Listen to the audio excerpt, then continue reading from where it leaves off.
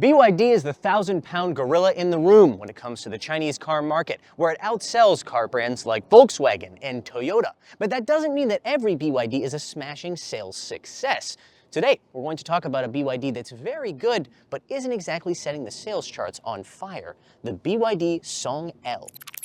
Welcome to Wheels Boy, where we cover the newest, coolest, and wildest vehicles from the Chinese car market. Be sure to like, subscribe, and hit the bell.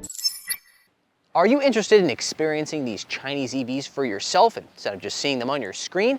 If you answered yes, you might be the ideal candidate for the Wheels Boy EV Tour. We're inviting you to join us here in China for 3 events this year, in which we will give you a guided tour of a Chinese auto show, followed by a road trip experience. If you're interested in trying out these Chinese EVs for yourself, reach out to us at tour@wheelsboy.cn to learn more.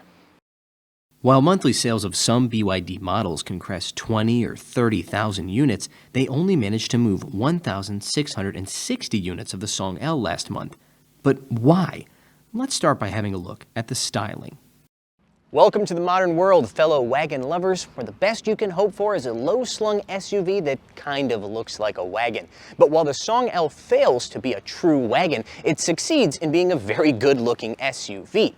It also might be a very familiar-looking SUV, because this rides on the same platform and uses a very similar body style to the Denza N7 that we previously reviewed on the channel, as well as the BYD Sea Lion 07, which we haven't gotten around to reviewing quite yet. At $26,000 to $32,000, it's also very similarly priced to the Sea Lion 07 and has very similar performance. That might go a way towards explaining why both these cars haven't been selling very well in the Chinese car market so far, because they might be stealing sales from each other. There's also, by the way, another Song L model, the Song L DMI, a PHEV that has completely different styling and platform underneath of it and sells quite a bit better than this one. A quick aside about the name of this car. It is part of BYD's Dynasty series, in which all the models are named after different Chinese dynasties. So you've got the Han, the Tang, the Qin, the Song. As you can imagine, this is the Chinese character for Song, which uses the Song Dynasty name.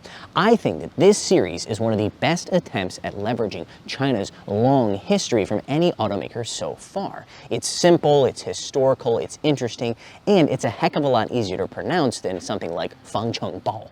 One of the things I've always appreciated about the Dynasty series cars is their handsome, restrained designs, particularly the BYD Han and Tang. Compare this to cars from the Ocean series, i.e. the Seagull, Dolphin, and Seal, all of which are interesting and even good-looking designs, but often have just a few too many design cues for their own good. The designers of the Song L, on the other hand, they quit while they were ahead.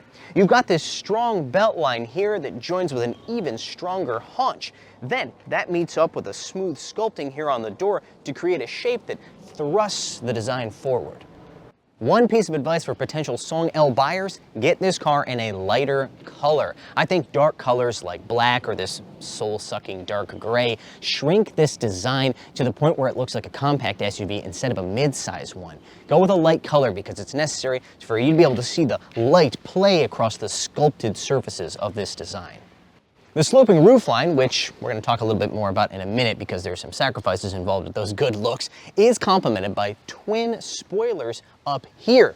If I could complain about one thing on this exterior design, it would be the fact that they didn't use their best taillight design. That would be the one that's inspired by Chinese knot tying techniques. We saw it on the refreshed version of the BYD Han last year. I love that design, and I really wish that they had used this here on this other Dynasty series car. Setting aside my disappointment for a moment and opening up the rear hatch, we reveal a rear cargo area with 410 liters of space with the second row up and 1,053 when you lay them down. That's around 30% less than a BYD Seal U, which I think is one reason this car isn't selling as well as it could. Most buyers are probably going to opt for a more traditionally shaped SUV that's just more practical. There is also a frunk measuring 48 liters. Remember all that praise that I heaped on the exterior design of the BYD Tang and Han? Well, I have no such praise for their interior design, which is as overwrought as almost any other BYD. Enter the Song L. It's like a breath of fresh air on a hot day. Whether it's material choice and quality or overall aesthetics, I think this is one of the best interiors you can get from BYD today. Take the center console. Whereas the Han and Tang use capacitive touch buttons here, these are physical buttons, which not only are easier to use and interact with when you're driving, they're also easier to read under direct sunlight. The interior mood lighting, which runs the interior of the car all the way around you, is simple and adds something without being overwhelming. I also like the way that it interacts with the pattern you see in the plastic trim that is throughout the car. Of course, most of the functions are still controlled via the 15.6-inch center screen, which runs BYD's familiar operating system. Like other BYD operating systems, it's very simple, very easy to navigate, but also, in my opinion, a little bit, I don't want to say low-end looking. It just doesn't look particularly high-end, that's for sure. Still easy to use and operate. The seats. Heated, cooled, massaging. Boy, are you getting tired of me saying that? Because I'm getting tired of saying it to you because it's on almost every single Chinese EV these days. But that just speaks to how incredibly competitive this market has become. You do have some more buttons here on the steering wheel, including one that I want to point out, which is actually the paddles on the back of the wheel. These are used not for changing gears, because this don't have gears. Well, it's got one gear.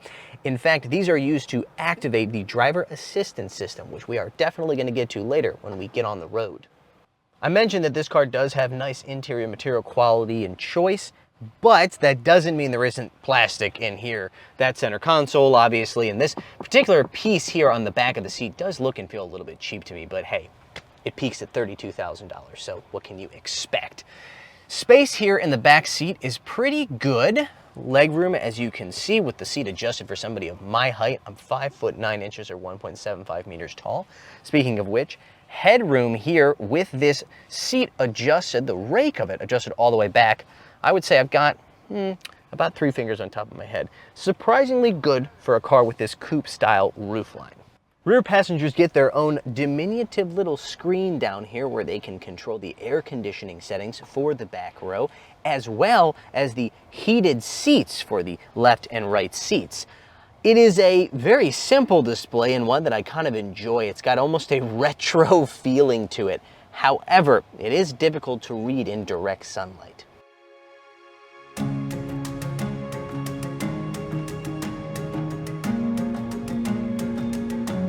The Song L is available with 71.8 and 87 kilowatt-hour Blade LFP battery packs, which provide a range of 550 to 662 kilometers on the rear motor versions of this car, and 602 kilometers on the dual motor, which this is absolutely not. This is actually a single rear motor long range version, which means 230 kilowatts or about 310 horsepower, instead of the dual motor, which would have 380 kilowatts and or over 500 horsepower. I have to admit that I was a little bit disappointed when I got to the dealership earlier this week and found out that it wasn't a dual motor we were borrowing, but this rear motor long range. Then I remembered, actually, I couldn't care less. This long range is perfectly adequate for our test for 2 reasons. One, I think it's the one that most people are going to end up buying because it's got the longest range. And 2, its 0 to 100 kilometer per hour time of 6.5 seconds is plenty fast for a mid-size electric SUV. You don't really need the 4.3 seconds of that dual motor. I'll tell you one thing I would not accept, however, and that's the base car, which only has 150 kilowatts. That's the same power level as our BYD Yuan Plus, which is a much cheaper, much smaller car, and I think it would be not very nice to drive, so hard pass. The entire Song L lineup comes standard with BYD's DCS-C, which is their BYD speak for constant damping control. That means that it has adjustable firmness for the dampers. Unfortunately, however, you can't individually adjust the dampers. What I mean is there's not a setting in the menu to just say, okay, I want the dampers on stiff. They're tied to the driving mode. So if you want the stiffest damper setting, you also have to accept the sportiest accelerator pedal adjustment. You also, for example, couldn't mix the comfort ride with the very sensitive throttle. I think that would be much nicer to have, perhaps maybe just some kind of custom driving mode. That would be appreciated. This car, along with the C-Line, is essentially the SUV version of the BYD Seal sedan, which is one of my favorite Chinese cars to drive, and I'm happy to say that it retains some of the characteristics of the Seal sedan that I love so much. For example, the feedback that you get through this double wishbone front and 5-link rear suspension is unlike that of almost any other Chinese SUV. Actually, unlike most Chinese sedans as well. So I'm very happy that they've retained that kind of feedback. It makes it a more engaging car to drive. This car uses the same D-Pilot 300 aka Celestial IB driver assistance system as the Denza N9 that we recently reviewed. That means that it should have the same capabilities as not only that system, but also systems from Xpeng and Huawei, aka highway and city navigation on autopilot.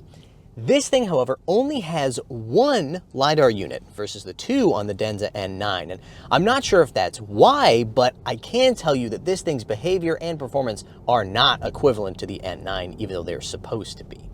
My main issue with this system, when compared to that of the N9, let alone that of an Xpeng or Huawei vehicle, is the fact that it is really, really conservative.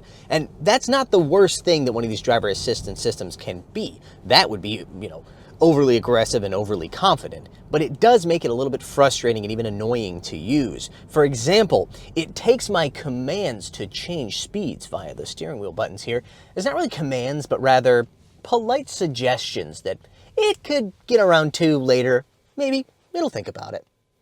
It would also do things like repeatedly veer away from the fence that acted as a barrier between the two lanes, or it would have some fan and braking issues. These are things I just don't expect to see from the latest systems. It's a reminder that while BYD has made great strides in their driver assistance, it's still going to take them some time to catch up to the latest systems, the most advanced systems from Huawei or Xpeng.